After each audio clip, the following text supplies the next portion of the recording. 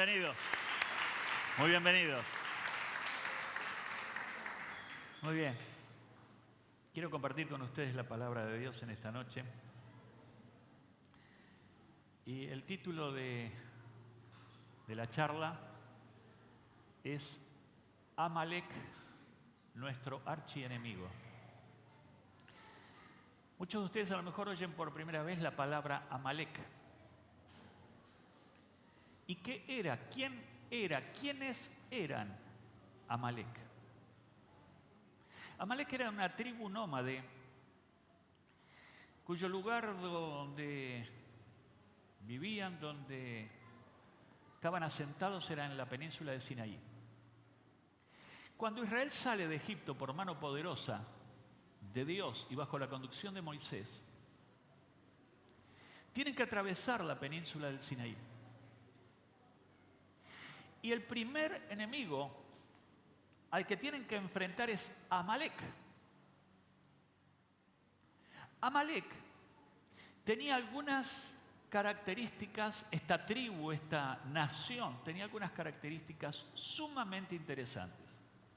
No interesantes por lo buena, sino escalofriantes por lo mala. Amalek era una tribu politeísta, adoraban varios dioses, tenían varias divinidades. Pero además de tener esta característica de politeísmo, ellos sacrificaban sus niños a sus dioses. Abominación para Dios, a los ojos de Dios. Además practicaban la prostitución sagrada. Significaba que en alguna de sus divinidades, o para alguna de sus divinidades, mujeres practicaban prostitución en un acto que tenía que ver con no solo con lo sexual, sino con lo ritual. Ellos toleraban de manera, no solo no toleraban, sino que practicaban, impulsaban la homosexualidad. Y además eran profundamente salvajes y sanguinarios. Estas características eran las de Amalek. Y este enemigo fue el primer enemigo que tuvo que enfrentar el pueblo de Israel saliendo de Egipto. Y libran una batalla. Yo les invito a abrir sus Biblias en Éxodo capítulo 17.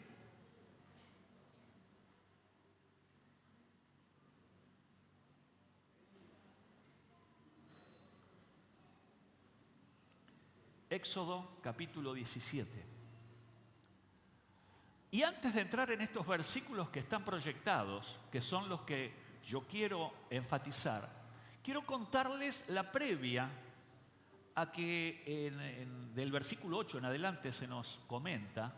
Y resulta de que se enfrenta Israel con Amalek, con los amalecitas, y Moisés decide subir a un cerro, a un monte, y le dijo a Josué, su lugarteniente, su segundo, le dice: yo quiero que vos escojas los hombres de guerra con los que vas a salir a la guerra contra Amalek, y yo voy a estar allá en el monte con la vara que había abierto el Mar Rojo, la vara que Dios le había dado a Moisés y había hecho las maravillas y los milagros allí frente al faraón. Y con esa vara estaba allí en la cima del cerro. Y Moisés le dijo: yo voy a tener la vara en alto porque confío, sé que Dios nos va a dar la victoria. Y comenzó la batalla y allí estaba Moisés con su vara en alto, pero dice de que el tiempo transcurría y comenzaba a cansarse su brazo. Y entonces Aarón y Hur se colocaron a ambos lados y dice que le pusieron rocas, piedra, para que él pueda sentar entonces sus brazos y que no los bajara. ¿Por qué? Porque cuando se le bajaban los brazos, Amalek prevalecía en la batalla. Pero cuando levantaba los brazos, Israel prevalecía en la batalla. Así que qué importante eran los brazos en alto del líder, del hombre de Dios. Y dice que al atardecer entonces se produce la victoria final. Todo un día de contienda, todo un día. Dice que Josué exterminó al ejército amalecita a filo de espada. Y entonces vienen estos versículos que están en proyección. Dice: entonces el Señor le dijo a Moisés: pon esto por escrito en un rollo de cuero para que se recuerde, Y que lo oiga bien Josué. Yo borraré por completo bajo el cielo todo rastro de los amalecitas. Tome nota de esa frase. Siguiente. Moisés edificó un altar y lo llamó: El Señor es mi estandarte. En versión Reina Valera dice: Jehová Nisi. Jehová, el Señor, es mi estandarte. Y en el versículo 16 dice que Moisés exclamó: echa mano al estandarte del Señor. La guerra del Señor contra Amalec será de generación en generación. Note esta segunda frase. Dos frases que quiero subrayar del relato bíblico. La primera: le hizo escribir el Señor a Moisés en un rollo de cuero lo que estaba ocurriendo y lo que iba a ocurrir, y estas palabras que Dios le iba a dictar o le iba a transmitir. Estas palabras eran dos palabras proféticas, dos afirmaciones proféticas. La primera afirmación profética que Dios le da, le dice: ustedes, mi pueblo, van a exterminar a Amalec. O sea, no había negociación, no había ninguna posibilidad de diálogo. Este archienemigo del pueblo de Israel, de parte de Dios, tenía juicio declarado, y el final de ese pueblo era justamente ser exterminado a mano de Israel. Esa es la primera declaración. La segunda declaración profética le dice: porque vas a tener guerra con ellos. Y quiero que me ayude usted, en base al relato que usted acaba de leer, ¿por cuánto tiempo iba a tener problemas? ¿Por cuánto tiempo iba a tener guerra con Amalec? ¿De generación en generación? Tengo una mala noticia para todos ustedes. Esta batalla de generación en generación llega al tiempo contemporáneo. Nosotros estamos en guerra con el mismo enemigo del pueblo de Dios, Amalec. Y usted dirá: pero pastor, si era una tribu nómade, estaban en Sinaí, nosotros estamos en la Argentina. Lo que tenemos que comprender es la tipología, el ejemplo que aquí el relato nos dice. Dice el Señor: mirá, Israel, vas a tener oposición, vas a tener enfrentamiento, vas a tener un enemigo. Tu archienemigo va a ser constante y va a ser de generación en generación. No dijo va a ser por 200 años, 300, 500, de generación en generación. Porque la figura de Amalec no era solamente el representativo de una tribu nómade, sino de un estilo de vida. Un estilo de vida que se opone al del pueblo de Dios, un estilo de vida que es opuesto al pueblo que Dios ha llamado de las tinieblas a su luz admirable. ¿Cuál es la tipología? ¿Cuál es el ejemplo? Amalec es la carne. Amalec son los deseos de su corazón y del mío. Es esa atracción a satisfacer los deseos sensuales de nuestra vida, de nuestro ser. Y Amalec está encarnado allí. Amalec está representado allí. Por eso el Señor da esta palabra profética: mirá, Israel, mirá, mi pueblo, pueblo de Dios, vas a tener guerra con esta nación, con este pueblo, de generación en generación. Y esa generación alcanza la nuestra. Querida iglesia, el enemigo del pueblo de Israel también es tu enemigo. El opositor del pueblo de Israel también es el tuyo, es la carne. ¿De dónde surge Amalec? Amalec surge, según los comentaristas, de Esaú. ¿Se acuerdan quién era Esaú? ¿Hermano de quién? Jacobo. ¿Eran hermanos de qué tipo? Mellizos. ¿Y quién era el mayor de los dos? Esaú. Por lo tanto, era el primogénito.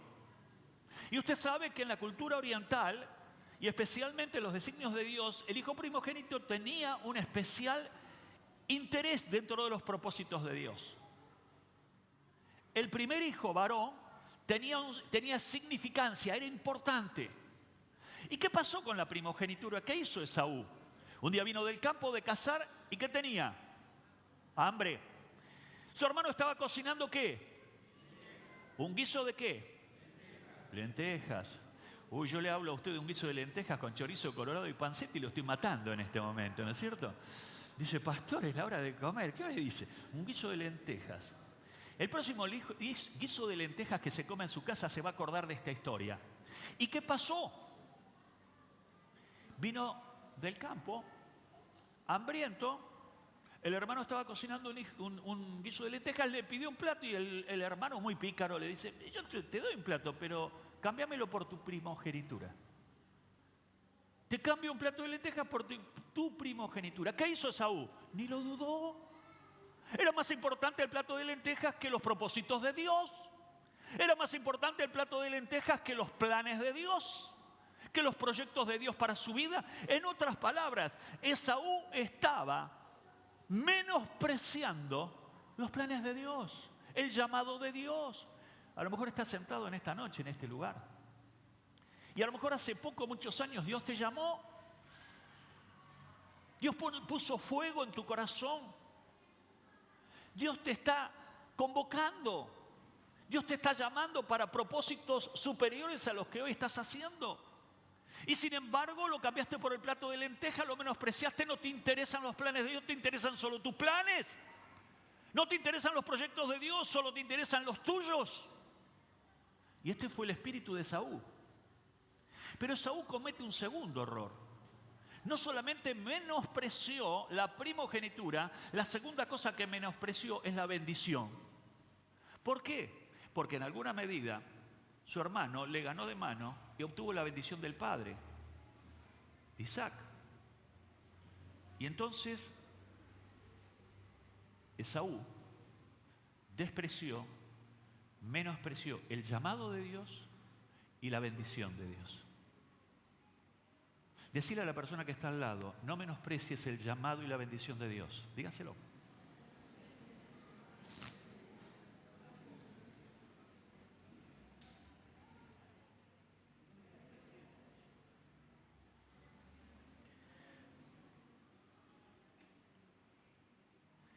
De ese padre,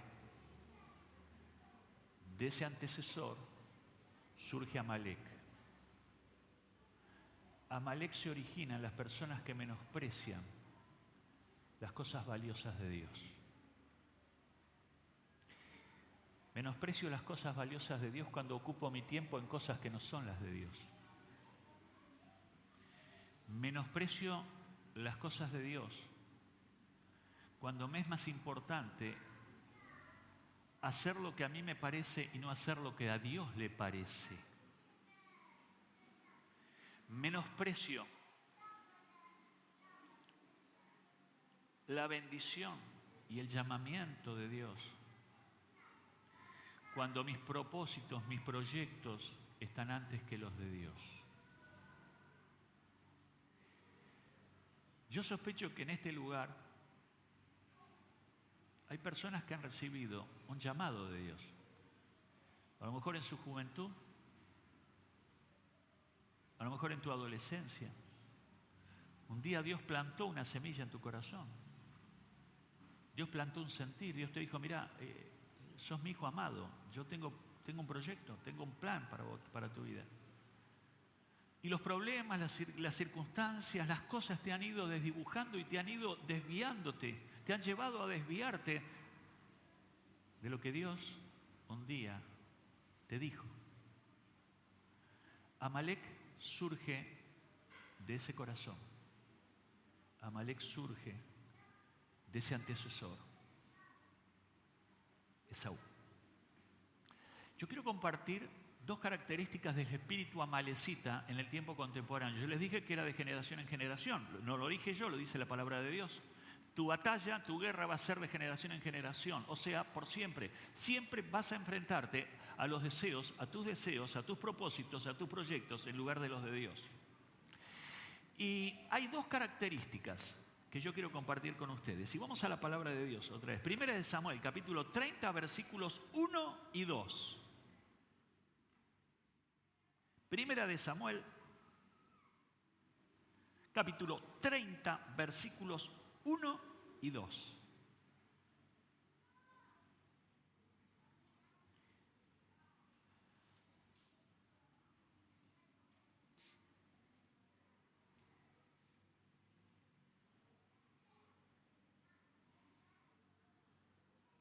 Dice, al tercer día David y sus hombres llegaron a Siclag, pero se encontraron con que los amalecitas habían invadido la región del Negev y con que, luego de atacar e incendiar a Siclag, habían tomado cautivos a las mujeres y a todos los que estaban allí, desde el más grande hasta el más pequeño. Sin embargo, no habían matado a nadie. Mire qué interesante lo que cuenta esta historia bíblica, lo que cuenta este pasaje.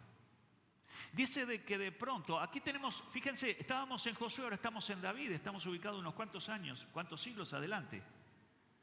Sin embargo, el enemigo era el mismo. Cambió algunos actores, pero Amalek estaba. Y entonces David vuelve a su ciudad, a Siclag, ciudad temporal antes de él ser rey. Allí estaba su familia, allí estaban sus bienes. De una ciudad, o era una ciudad, afín con David. Y cuando llega, se encuentra con que los amalecitas habían pasado, habían atacado, y se llevaron cautivos a las mujeres y a todos, desde el más grande hasta el más pequeño. Pero miren el relato bíblico, lo que dice, pero no habían matado a nadie. Y entonces esta palabra nos está trayendo una revelación también. Amalek no mata, ¿qué es lo que hace? Cautiva. Amalek no extermina, Amalek lleva esclavo. El propósito de Amalek en tu vida, del espíritu amalecita, no es exterminar tu vida, es usar tu vida para sus propósitos. Es llevarte esclavo. Un esclavo es una persona que pierde el dominio de sí mismo porque ahora la autoridad está puesta en quien lo esclaviza. Quien decide no es uno, es el otro. Y el espíritu de Amalek quiere tomar la preponderancia, quiere tomar la autonomía de tu vida, quiere tomar la autoridad en tu vida. Y quiere justamente desplazarte del centro de la acción para que sus propósitos sean llevados a cabo. El espíritu de Amalek no mata a corto plazo. En el tiempo y aún cuando partamos a la presencia de Dios, si no somos libres de este espíritu, nuestro destino es el infierno, porque no entra la carne al cielo. Las obras de la carne no tienen que ver con nuestra herencia espiritual. Y dice que se llevó a todos los que podía. Mi querido hermano, el espíritu de Amalek está en esta noche. Si fuera por él, dispuesto a llevarse cautivo a muchos de ustedes. Es sutil, es muy astuto. Sus propuestas muchas veces son relucientes, atractivas. Sin embargo, su fin es esclavitud.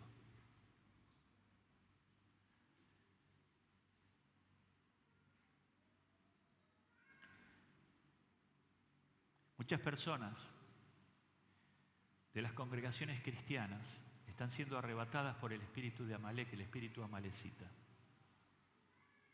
El espíritu amalecita seduce para que no vivas de acuerdo a los propósitos de Dios, sino que vivas de acuerdo a tus propósitos y a tus planes.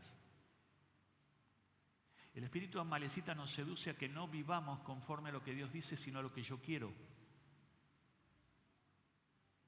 No lo que me conviene, sino lo que deseo. Y en esta noche, en este lugar, hay personas que están cautivas por este espíritu. El espíritu de yo hago lo que quiero, yo hago lo que me da la gana. Es el espíritu amalecita. El espíritu amalecita muchas veces se personaliza, se encarna en estados anímicos vulnerables, crisis de pánico, estados ansiosos, enfermedades del sistema nervioso. Como nunca, y ya lo he dicho otras veces, la venta de psicofármacos ha crecido en niveles exponenciales. 4 de cada 5 personas consumen algún psicofármaco en la sociedad presente, en la sociedad actual. Estás necesitando un psicofármaco para dormir, estás necesitando un psicofármaco para no pensar, estás necesitando un psicofármaco para neutralizar el pánico. Y así estamos viviendo en una sociedad cada vez más dependiente y cada vez con mayores problemas emocionales y psíquicos. Hay personas en este lugar que están luchando con crisis de pánico y yo las quiero alentar.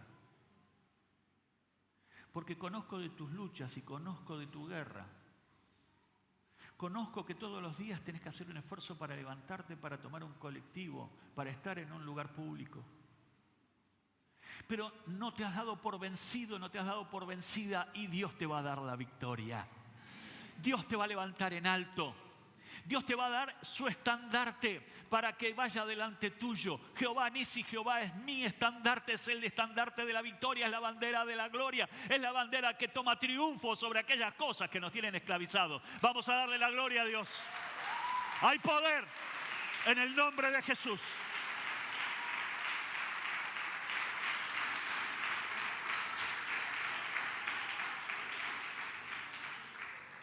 El espíritu de Amalek no mata, te detiene.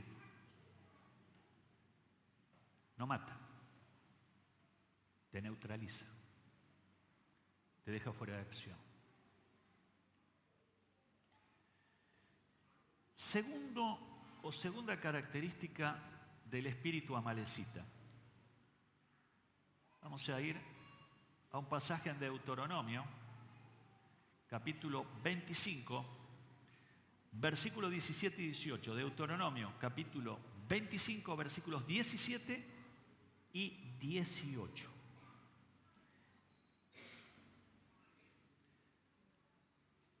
Primera característica del espíritu amalecita es que lleva cautivo, te lleva esclavo. La segunda característica del espíritu amalecita es que ataca a los débiles y rezagados. Vamos a la Biblia. Dice, recuerda lo que te hicieron los amalecitas después de que saliste de Egipto. Cuando estabas cansado y fatigado, salieron a tu encuentro y atacaron por la espalda a todos los rezagados. No tuvieron temor de Dios. Observe este detalle. Los amalecitas, la tribu, tenía una característica. Primero, ¿cómo se conformaba el pueblo de Israel cuando iba por el desierto? Normalmente los valientes, los hombres de armas, iban al frente. En el medio, vamos a decir en el pelotón del medio, iba la mayoría de la gente. Podían seguir el ritmo, podían seguir el paso, marchaban allí en el medio. Pero también tenía una retaguardia. El tercer pelotón eran los rezagados. ¿Quiénes iban allí? Los enfermos, mujeres embarazadas, mujeres con alguna discapacidad, niños, madres con niños pequeños. Allí iban rezagados, no podían seguir el mismo ritmo de avance de la vanguardia y del centro. Y Amalek, ¿a quién atacaba? A los rezagados, a los débiles. Mire qué espíritu pícaro el espíritu de Amalek. No iba a atacar a los valientes, iba a atacar a los débiles.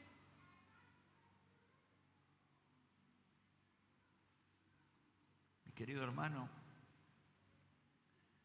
si estuvieras marchando en el pueblo de Israel, ¿dónde te pondrías?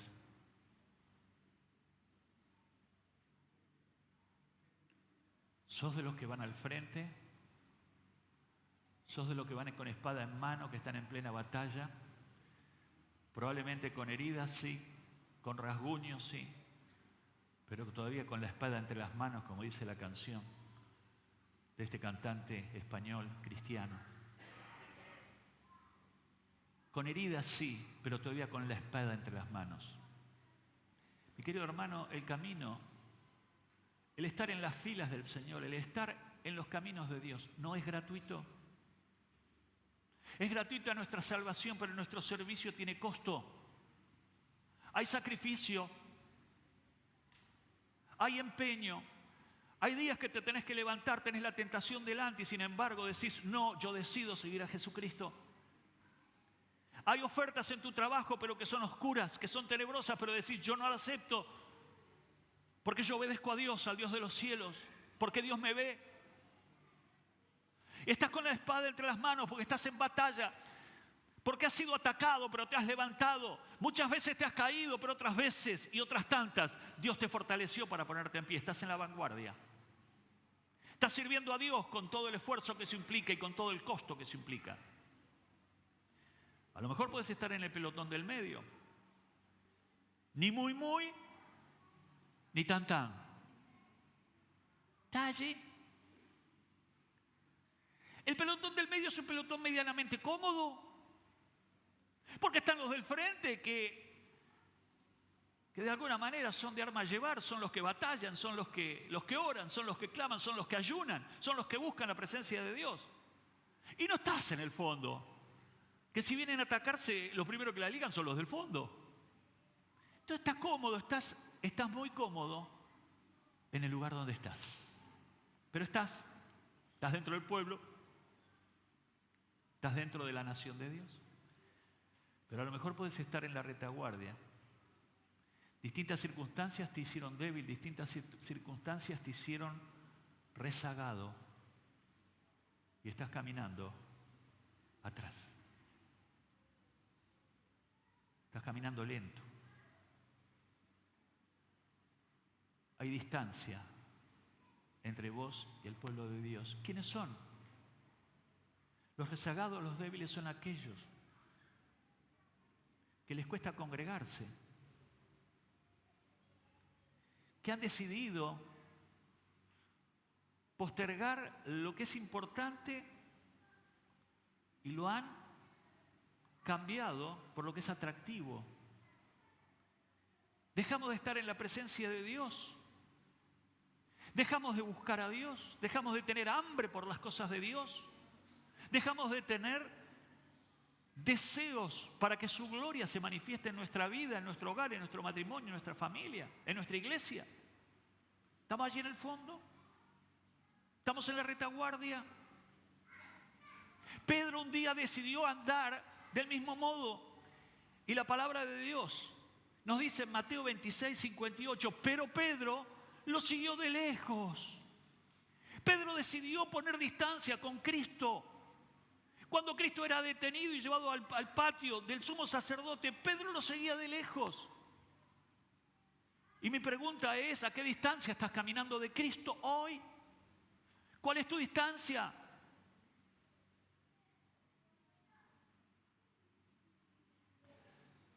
Y la mala noticia es que Amalek ataca a los rezagados y a los débiles.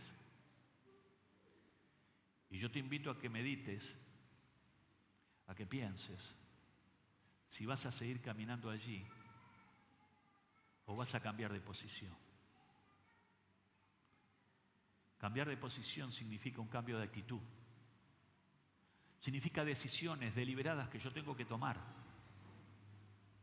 Yo tengo que tomar una decisión y estoy dispuesto a tomarla porque lo que me importa es la gloria de Dios. Porque lo que me importa es la aprobación de Dios.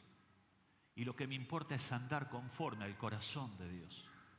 Ese tipo de vida nunca queda vacía. Ese tipo de vida nunca queda con sus manos vacías. Ese tipo de vida aporta la gloria de Dios.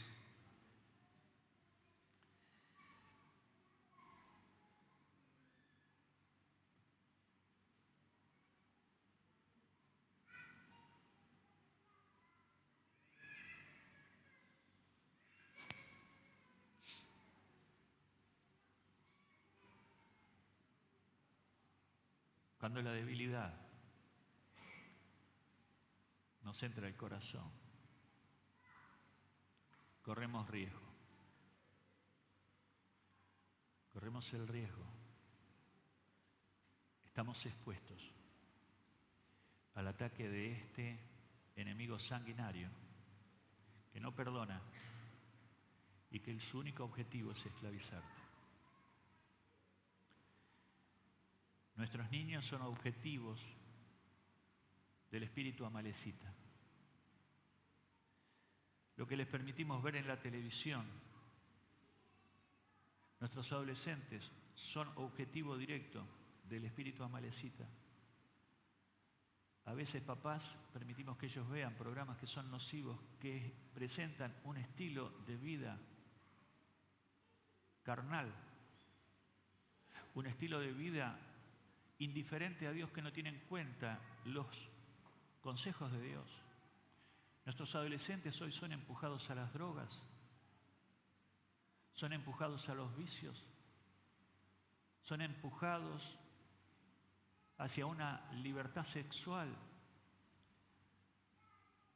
la cual Dios tiene otro plan, tiene otro modo de ver la realidad. No es como la televisión lo brinda, no son como los programas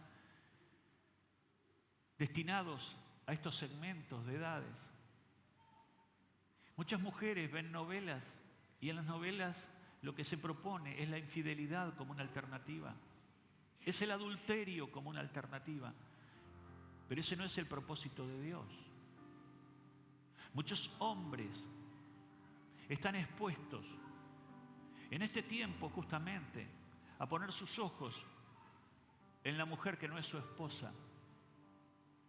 Ayer decía, cuando predicaba esta palabra también, muchos hombres miran una 90-60-90, pero lo que muchas veces los hombres no entendemos es que esa 90-60-90, que no es mi mujer, que no es la tuya, es el pasaporte al mismo infierno, porque los adúlteros y los fornicarios y los mentirosos no entran al reino de los cielos. Querido hombre, cuidado donde estás mirando. Cuidado dónde estás mirando, porque detrás de tu mirada va a venir la acción y detrás de la acción viene la perdición. El espíritu de Amalek busca llevarse cautivo hombres, mujeres, niños, adolescentes,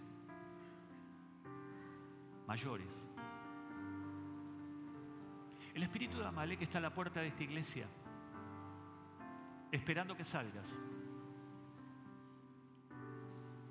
Pero el Espíritu de Dios está acá adentro para fortalecerte, para darte la victoria y para que puedas enarbolar el nombre de Jehová Nisi. Jehová es mi estandarte, porque Jehová pelea mis batallas. Aleluya.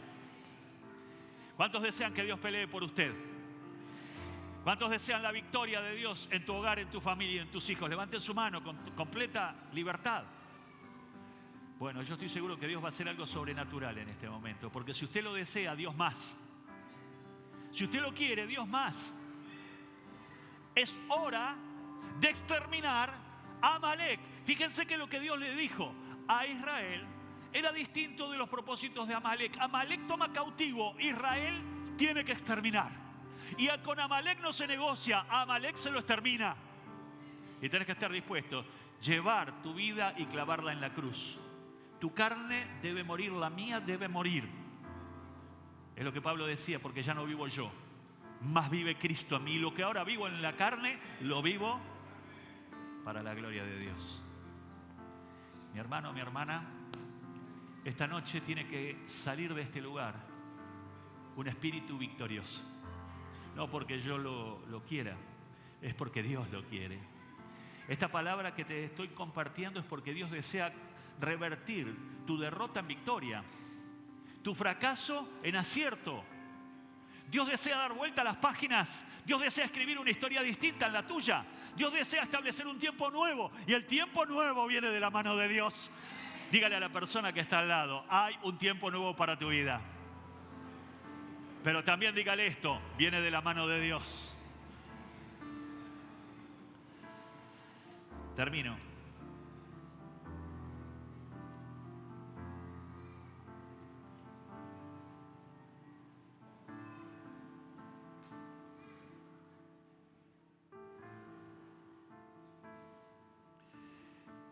un versículo que no puedo dejar de mirar y me gustaría ver si lo podemos transmitir, el de Isaías capítulo 11, versículo 10.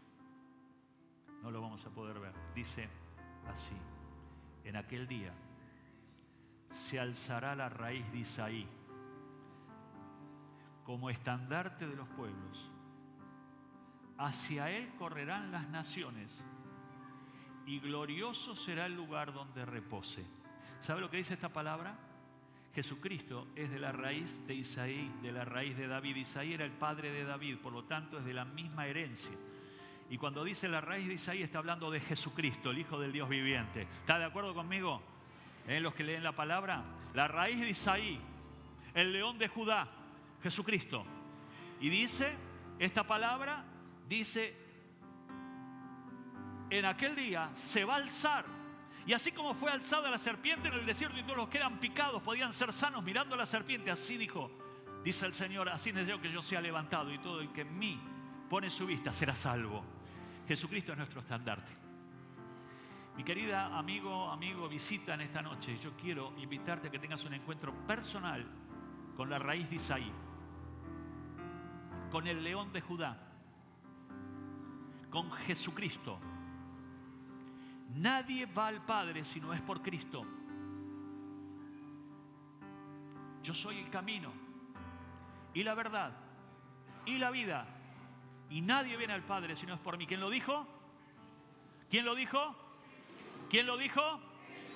Y lo dijo para que lo sigamos y lo obedezcamos. En esta noche yo quiero invitarte a tener un encuentro personal, decisivo, con Jesucristo.